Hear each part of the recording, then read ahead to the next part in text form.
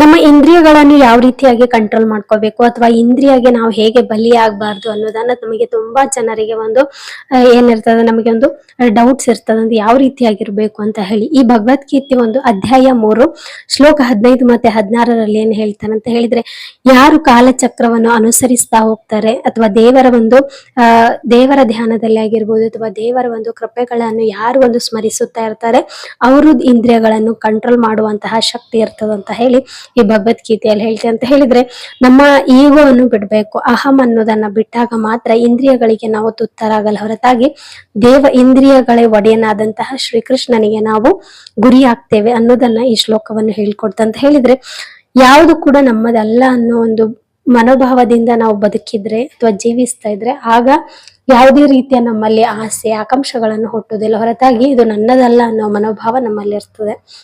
ಈಗ ನೋಡಿ, ಎಷ್ಟೊಂದು ದೊಡ್ಡ ದೊಡ್ಡ ಜ್ಞಾನಿಗಳು ಅಥವಾ ಒಂದು ದೊಡ್ಡ ದೊಡ್ಡ ಋಷಿ ಮುನಿಗಳಾಗಿರ್ಬೋದು, ಅಥವಾ ಒಂದು ಉದಾಹರಣೆಯಾಗಿ ತೆಗೆದುಕೊಳ್ಳುವುದಾದರೆ ಒಂದು ಪ್ರೇಮಾನಂದ ಮಹಾರಾಜರ ಬಗ್ಗೆನೇ ಒಂದು ಒಳ್ಳೆ ಉದಾಹರಣೆ ಅಂತಾನೆ ಹೇಳ್ಬೋದು.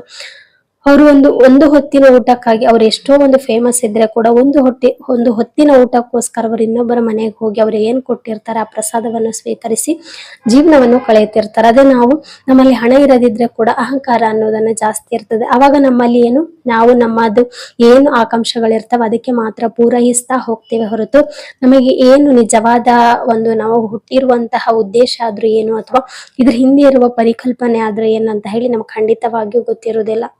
ಇಂದ್ರಿಯ ಸುಖಕ್ಕಾಗಿ ಬದುಕುವವನು ಯಾವತ್ತೂ ಕೂಡ ಪಾಪಿ ಅಂತ ಹೇಳಿ ಭಗವದ್ಗೀತೆಯಲ್ಲಿ ವ್ಯವಸ್ಥಿತ. ಅಂತ ಹೇಳಿದ್ರೆ ಈಗ ನನಗೆ ಒಂದು ಏನೋ ನೋಡ್ಬೇಕು ಅಥವಾ ಏನೋ ಒಂದು ಮಾಡ್ಬೇಕು ಅನ್ನುವಾಗ ನಾವು ಒಂದು ತಕ್ಷಣವೇ ಮಾಡ್ತೇವೆ, ಅವನು ಪಾಪಿ ಅಂತಾನೆ ಹೇಳ್ತಾರೆ. ಅಥವಾ ಯಾರು ಈಗ ನಾವು ಊಟವನ್ನು ಮಾಡ್ತೇವೆ, ನಮ್ಮ ಕೃತಜ್ಞತೆ ಹೇಳುವುದನ್ನೇ ಮರೆತು ಬಿಟ್ಟಿರ್ತೇವೆ. ಅದು ಒಂದು ಬೆಳೆದಿರುವಂತಹ ರೈತನಿಗೆ ಆಗಿರ್ಬೋದು ಅಥವಾ ನಮ್ಮ ತಂದೆ ತಾಯಿ ನಮಗೆ ಕೊಟ್ಟಿರುವಂತಹ ಅನ್ನಕ್ಕಾಗಿರ್ಬೋದು ಅಥವಾ ದೇವರು ಸೃಷ್ಟಿ ಮಾಡಿರುವಂತಹ ಒಂದು ಆ ಅನ್ನಕ್ಕೆ ನಾವು ಯಾವತ್ತು ಕೃತಜ್ಞತೆ ಹೇಳುವುದಿಲ್ಲ. ಸಣ್ಣ ವಯಸ್ಸಿನಲ್ಲಿ ನಮಗೆ ಹೇಳ್ಕೊಟ್ಟಿರ್ತಾರೆ, ಊಟ ಮಾಡುವಾಗ ಯಾವತ್ತು ಮೊದಲು ದೇವರ ಮುಂದೆ ಒಂದು ಕೈ ಮುಗಿದು ಪ್ರಾರ್ಥನೆ ಮಾಡ್ಬೇಕು ಅಂತ ಹೇಳಿ. ಮತ್ತೆ ಮತ್ತೆ ನಾವು ದೊಡ್ಡವರಾದಾಗ ಅದನ್ನ ಮರ್ತೇ ಬಿಡ್ತೇವೆ. ಅಷ್ಟೇ ಅಲ್ಲದೆ ಕೆಲವೊಬ್ಬರ ಮನೆಯಲ್ಲಿ ಇವತ್ತು ಕೂಡ ಪದ್ಧತಿಗಳಿರ್ತಾವ, ಒಂದು ಅನ್ನ ಕೂಡ ಬಿದ್ರೆ ಕೂಡ ಅದನ್ನು ಹೆಕ್ಕಿಸ್ ತಿನ್ನಿಸ್ತಾರ. ಒಂದು ಏನಂತ ಹೇಳಿದ್ರೆ ಈ ಪದ್ಧತಿಗಳು ನಶಿಸ್ತಾ ಹೋಗ್ತದೆ, ಅದನ್ನು ನಾವು ಬೆಳೆಸ್ಕೋಬೇಕು. ಭಗವದ್ಗೀತೆಯಲ್ಲಿ ಒಳ್ಳೆಯ ಉದ್ದೇಶಗಳಿವೆ ಅಂತ ಹೇಳುವಾಗ ಜೀವನದಲ್ಲಿ ಹೇಗೆ ನಡಿಬೇಕು ಅನ್ನೋದನ್ನಷ್ಟೇ ಅಲ್ಲ, ಹೊರತಾಗಿ ನಾವು ಏನು ಮಾಡಿರ್ತೀವಿ ಅದಕ್ಕೆ ಪ್ರತಿಫಲವಾಗಿ ಕೂಡ ನಮಗೆ ಸಿಗ್ತದೆ ಅನ್ನೋದನ್ನ ಭಗವದ್ಗೀತೆ ಹೇಳಿಕೊಡ್ತದೆ.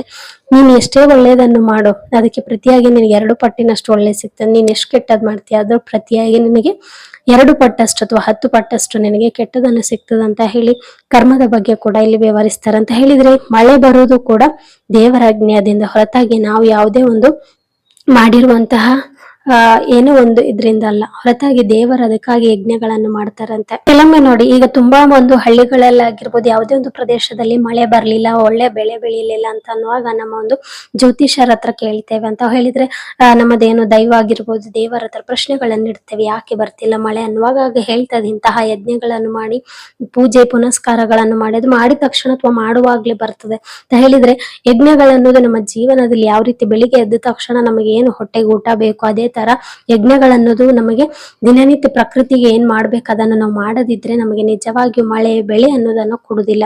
ಈ ಮಳೆ ಬೆಳೆ ಕರೆಕ್ಟ್ ಆಗಿ ಬರ್ಬೇಕಂತ ಹೇಳಿದ್ರೆ ನಾವು ಕೂಡ ದೇವರಿಗೆ ಏನಾದ್ರೂ ಒಂದು ಕೊಡ್ಲೇಬೇಕಲ್ವಾ.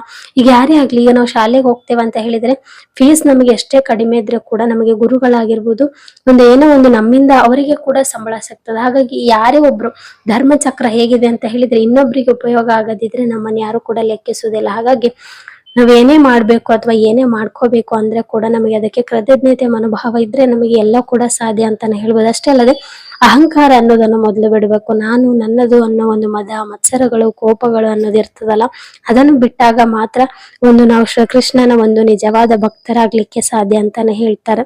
ಈ ಭಗವದ್ಗೀತೆಯಲ್ಲಿ ಏನ್ ಹೇಳ್ತಾ ಹಿಂದಿನ ಶ್ಲೋಕದಲ್ಲಿ ಹೇಳಿದ್ದೇನೆ, ಯಾವುದೇ ಒಂದು ಮಹಾವಿಷ್ಣುವಿಗಾಗಿ ಮಾಡಿದ ಪ್ರಸಾದವನ್ನು ಸ್ವೀಕರಿಸುವುದಿಲ್ಲ ಅಥವಾ ಮಹಾವಿಷ್ಣುವಿಗಾಗಿ ಮಾಡದ ಒಂದು ಪ್ರಸಾದ ಕೂಡ ಅವರು ಮುಂದಿನ ಜನ್ಮದಲ್ಲಿ ನಾಯಿ ಹಂದಿಗಳ ರೂಪದಲ್ಲಿ ಹುಡ್ತಾರಂತ ಹೇಳಿ ಹಿಂದಿನ ಶ್ಲೋಕದಲ್ಲಿ ಹೇಳಿರ್ತಾರೆ. ಹಾಗಾಗಿ ನಮ್ಗೆ ಗೊತ್ತಾದ್ಮೇಲಾದ್ರೂ ಚೇಂಜಸ್ ಮಾಡ್ಕೋಬೇಕು ಲೈಫಲ್ಲಿ. ನಮಗೆ ಗೊತ್ತಿಲ್ಲ ಅಂತ ಹೇಳಿದ್ರೆ ಓಕೆ, ಅದನ್ನು ನೆಕ್ಸ್ಟ್ ಗೊತ್ತಾದ್ಮೇಲೆ ಕೂಡ ಮುಂದುವರಿಸೋದು ಮಹಾ ತಪ್ಪು ಅಂತಾನೆ ಹೇಳ್ಬೋದು. ಹಾಗಾಗಿ ಇಂತಹ ಒಳ್ಳೆ ಒಳ್ಳೆ ಶ್ಲೋಕಗಳಿಗಾಗಿ ನಮ್ಮ ಸನಾತನ ಸಾರಥಿ ಯೂಟ್ಯೂಬ್ ಚಾನಲ್ ಅನ್ನು ಸಬ್ಸ್ಕ್ರೈಬ್ ಮಾಡ್ಕೊಳ್ಳಿ. ಯಾಕಂತ ಹೇಳಿದ್ರೆ ನಿಮ್ಗೆ ನೋಟಿಫಿಕೇಶನ್ ಸಿಗುತ್ತೆ, ಅವಾಗಲೇ ಹೋಗಿ ವಿಡಿಯೋಗಳನ್ನ ನೋಡ್ಕೋಬಹುದು. ಜನ ಸಪೋರ್ಟ್ ಮಾಡ್ತಿದ್ದೀರಾ, ಇದೇ ರೀತಿಯಾಗಿ ನಿಮ್ಮ ಸಪೋರ್ಟ್ ಯಾವತ್ತೂ ಕೂಡ ಇರ್ಲಿ ಅಂತ ಹೇಳ್ತಾ, ಶ್ರೀಕೃಷ್ಣರು ಎಲ್ಲರಿಗೂ ಒಳ್ಳೆಯ ಆರೋಗ್ಯ ಆಯುಷ್ಯವನ್ನು ಕೊಟ್ಟು ಕಾಪಾಡಲಿ ಅಂತ ಹೇಳ್ತಾ ಶ್ಲೋಕವನ್ನು ಇಲ್ಲಿಗೆ ಮುಕ್ತಾಯಗೊಳಿಸುತ್ತಿದ್ದೇನೆ. ಮುಂದಿನ ಶ್ಲೋಕದೊಂದಿಗೆ ಸಿಗ್ತೇನೆ. ಜೈ ಶ್ರೀರಾಮ್.